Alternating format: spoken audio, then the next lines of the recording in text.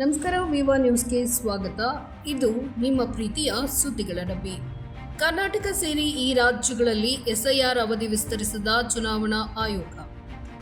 ಭಾರತೀಯ ಚುನಾವಣಾ ಆಯೋಗವು ಬುಧವಾರ ದೆಹಲಿ ಸೇರಿದಂತೆ ಪಂಜಾಬ್, ಕರ್ನಾಟಕ ಮತ್ತು ತೆಲಂಗಾಣ ರಾಜ್ಯಗಳಲ್ಲಿ ಪ್ರಸ್ತುತ ನಡೆಯುತ್ತಿರುವ ವಿಶೇಷ ಸಮಗ್ರ ಮತದಾರರ ಪಟ್ಟಿ ಪರಿಷ್ಕರಣೆ ಪ್ರಕ್ರಿಯೆ ಅವಧಿಯನ್ನು ವಿಸ್ತರಿಸಲು ಆದೇಶಿಸಿದೆ.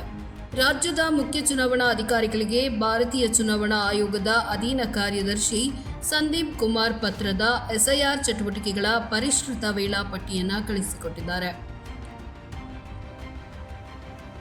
ರಾಷ್ಟ್ರ ರಾಜಧಾನಿ ದೆಹಲಿಯಲ್ಲಿ ಆಗಸ್ಟ್ 5ರಂದು ಪ್ರಕಟಗೊಳ್ಳಬೇಕಿದ್ದ ಕರಡು ಮತದಾರರ ಪಟ್ಟಿಯನ್ನು ಇದೀಗ ಆಗಸ್ಟ್ 17ರಂದು ಪ್ರಕಟಿಸಲಾಗುವುದು ಅಂತ ತಿಳಿಸಿದೆ. ಅಂತೆಯೇ ಜುಲೈ 29ರವರೆಗೆ ನಿಗದಿಯಾಗಿದ್ದ ಮನೆ ಭೇಟಿ ಪ್ರಕ್ರಿಯೆಯು ಈಗ ಆಗಸ್ಟ್ 8ರವರೆಗೆ ಮುಂದುವರಿಯಲಿದೆ. ಅಂತಿಮ ಪರಿಷ್ಕೃತ ಪಟ್ಟಿಯನ್ನು ಅಕ್ಟೋಬರ್ 19ರಂದು ಪ್ರಕಟಗೊಳಿಸಲಿದೆ.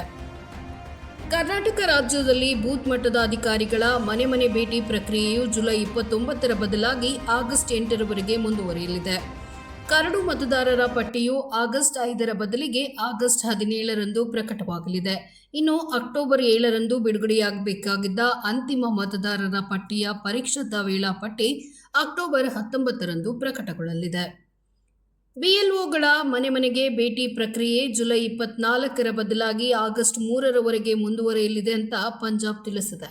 ಕರಡು ಮತದಾರರ ಪಟ್ಟಿಯನ್ನು ಜುಲೈ 31ರ ಬದಲಿಗೆ ಆಗಸ್ಟ್ 13ರಂದು ಪ್ರಕಟಿಸಲಾಗುವುದು. ಅಂತಿಮ ಮತದಾರರ ಪಟ್ಟಿಯು ಅಕ್ಟೋಬರ್ 10ರ ಬದಲಾಗಿ ಅಕ್ಟೋಬರ್ 12ರಂದು ಹೊರಬರಲಿದೆ.